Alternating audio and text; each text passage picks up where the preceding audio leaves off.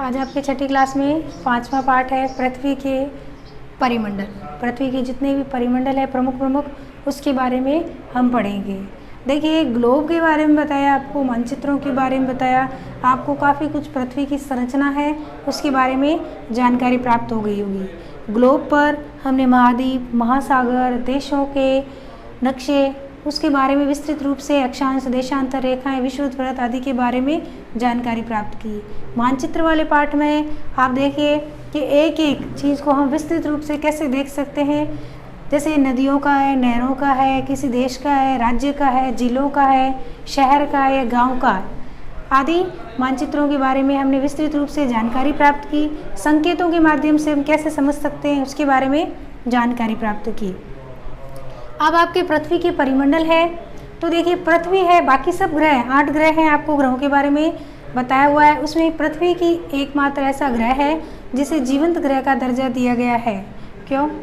इसे जीवंत ग्रह का दर्जा इसलिए दिया गया है क्योंकि जीवन जीने के लिए जो भी परिस्थितियां विद्यमान हैं वो पृथ्वी के अंदर मौजूद है। जैसे एक व्यक्ति को जीवन जीने के लिए, श्वास लेने के लिए, भोजन के लिए, वनस्पति को सूर्य के प्रकाश से भोजन प्राप्त करने के लिए, प्रकाश संश्लेषण की प्रक्रिया से भोजन बनाने के लिए, वनस्पति, जीव जंतु सभी के लिए जो परिस्थितियां हैं वो पृथ्वी पर विद्यमान है। इसीलिए हमारे जो भी ग्रह हैं उसमें पृथ्वी ही एकमात्र ऐसा ग्रह है जिसे जीवंत ग्रह का दर्जा दिया जाता है। पृथ्वी ही एकमात्र सौरमंडल का एकमात्र ऐसा ग्रह है जिसे जीवंत ग्रह, बाकी अन्य ग्रहों पर जीवन संभव नहीं है, अभी तक जीवंत ग्रह कहा जाता है।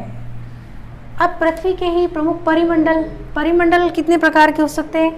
देखिए, जैसे परिमंडलों को अगर हम बांटें तो पहला है आपके स्थल मंडल।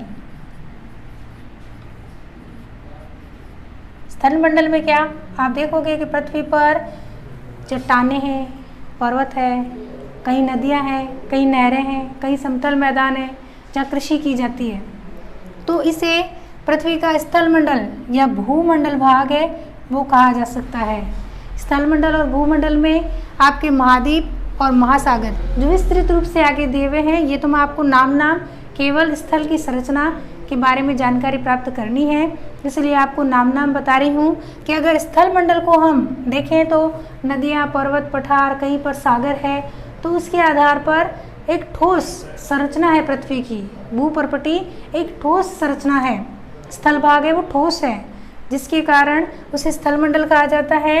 जहाँ पर देखिए महासागर भी आवश्यक है जो कि बारिश कराने में सहायक होते हैं। दूसरा आपके स्थल भाग है तो उस पर जहाँ मैदानी क्षेत्र है वहाँ पर कृषि की संभावना है, पर्वत पठार है तो खनिज संपदा के लिए लाभदायक है। तो इस प्रकार से स्थल मंडल है जो पृथ्वी के प्रमुख परिमंडलों में आता है, जो व्यक्ति के जीवन जीने के लिए विद्यमान परिस्थितियाँ हैं। इसमें स्थल मंडल में महाद्वीप और महासागर 2 भागों में स्थल मंडल को बांटा गया है। तो देख लीजिए, महाद्वीप में तो आपके एशिया, अफ्रीका, यूरोप, उत्तरी अमेरिका, दक्षिणी अमेरिका, ऑस्ट्रेलिया और अंटार्कटिका, ये आपके प्रमुख हैं वो महाद्वीप हैं। और अगर सागरों का अध्ययन करें, क्योंकि ज़्यादा तो भाग पर पानी है, स्थल भाग तो बहुत कम है, तो प्रशांत महासागर जो सबसे बड़ा महासागर है, अटलांटिक महासागर, हिंद महासागर, दक्षिणी महासागर और आर्कटिक महासागर, ये प्रमुख महासागर और महाद्वीपों में बांटा गया है। अब देखिए आपके दूसरा है, जैसे आप देखते हो कि वायुमंडल में बहुत सी गैसें विद्यमान हैं, बहुत सी गैसें, हम तो केवल ऑक्सीजन का प्रयोग करते हैं, लेकिन आप देखिए ट्रैफिक वाले एरिया में आप देखिए सबसे ज़्यादा वायुमंडल में जो गैस है वो नाइट्रोजन है। वायुमंडल में सर्वाधिक गैसों में अगर प्रतिशत देखें तो नाइट्रोजन गैस का प्रतिशत है वो सबसे ज़्यादा है। तो इसके अलावा अन्य बहुत सी गैसें विद्यमान होती है। तो इस प्रकार जो आपके परिमंडल का भाग होता है जो गैसों से पूरी तरीके से मिला हुआ होता है। आप देखिए अंतरिक्ष में हम गैसें, वायुमंडल में गैसें विद्यमान रहती हैं, तो वो हो जाएगा हमारा वायुमंडल।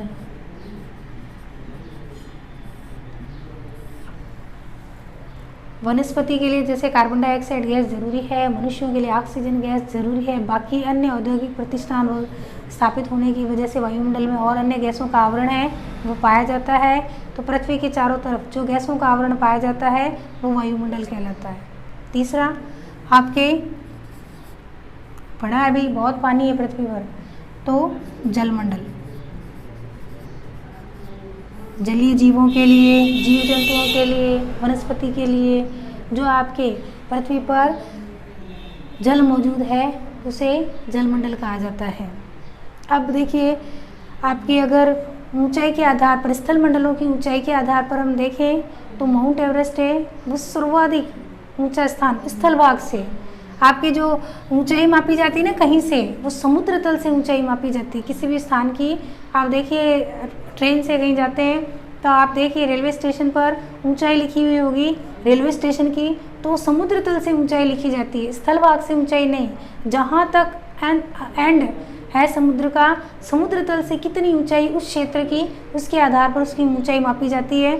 तो सबसे ऊंचा जो पर्वत है आपके माउंट एवरेस्ट है। माउंट एवरेस्ट है जिसकी ऊंचाई है 8,848 मीटर। ये विश्व का सबसे ऊंचा पर्वत है। और अगर हम सबसे गहरा गर्त माने, सबसे गहरा स्थान माने अगर समुद्र का, तो वो जो आपके प्रशांत महासागर है ना उसमें स्थित है मैरियान गर्त। प्रशांत महासागर में आपके एक गर्त है जो सबसे गहरा, विश्व का सबसे गहरा मैरियाना गर्त है, जिसकी आपके अगर ऊंचाई मानी जाए तो 11,022 मीटर है, वो उसकी ऊंचाई मानी जाती है। फिर अगर हम देखें तो देखिए एक एक महाद्वीप की कुछ ना कुछ विशेषताएं हैं। जैसे यूरोप, एशिया, भारत कौन से महाद्वीप में स्थित है? भारत एशिया महाद्वीप में स्थित है। तो सबसे बड़ा महाद्वीप, उसकी कुछ विशेषताएं, या सबसे बड़ा महासागर, उसकी विशेषताएं। कोई ऐसा महासागर है जहाँ पर बर्फ़ है, कहीं पर पानी है, फिर कहीं ऐसे महाद्वीप है जहाँ पर लोग रहते ही नहीं हैं। जैसे ध्रुवों की तरफ अगर हम देखेंगे तो धीरे धीरे सागरों का पानी है वो भी बर्फ़ बन जाता है, और ध्रुवों की तरफ जो महाद्वीप स्थित है, जो स्थल भाग है, वहाँ लोग रहते नहीं हैं क्योंकि वहाँ बहुत ज़्यादा ठंड होती है। तो आपके पृथ्वी के प्रमुख परिमंडल में पृथ्वी की जो संरचना है, जिसमें वायु, जल और स्थल तीनों ऐसे भाग मौजूद हैं जो व्यक्ति के, मनुष्य के जीवन के लिए, वनस्पति के या जीव जंतुओं के जीवन के लिए ये परिस्थितियाँ पृथ्वी पर ही विद्यमान हैं। अन्य किसी अगर ग्रह का हम अध्ययन करें तो ये सारी परिस्थितियाँ अन्य ग्रहों पर विद्यमान नहीं हैं। किसी ग्रह पर अगर स्थल भाग मौजूद है तो वहाँ पर जल मौजूद नहीं है, और किसी पर अगर जल मौजूद होगा तो स्थल भाग ऐसा नहीं होगा जहाँ मनुष्य रह सकते हैं। यहाँ पर कहीं पर जीवन जीने के लिए जो आवश्यक गैसें हैं वो विद्यमान नहीं होगी, या मनुष्य के लिए तापमान है वो नियंत्रित नहीं रहेगा। तो पृथ्वी ही एकमात्र ऐसा ग्रह है जहाँ हम निवास करते हैं। पृथ्वी ही एकमात्र ऐसा ग्रह है जहाँ पर एक मनुष्य के जीवन जीने के लिए सभी मौजूदा परिस्थितियाँ हैं वो विद्यमान हैं। फिर हम आपके देखिए आपके नेक्स्ट जो टॉपिक पढ़ेंगे वो आपके महाद्वीप और महासागर, जो भी आपके विस्तृत रूप से दिए गए, इनकी कुछ न कुछ विशेषताएं दी हुई है।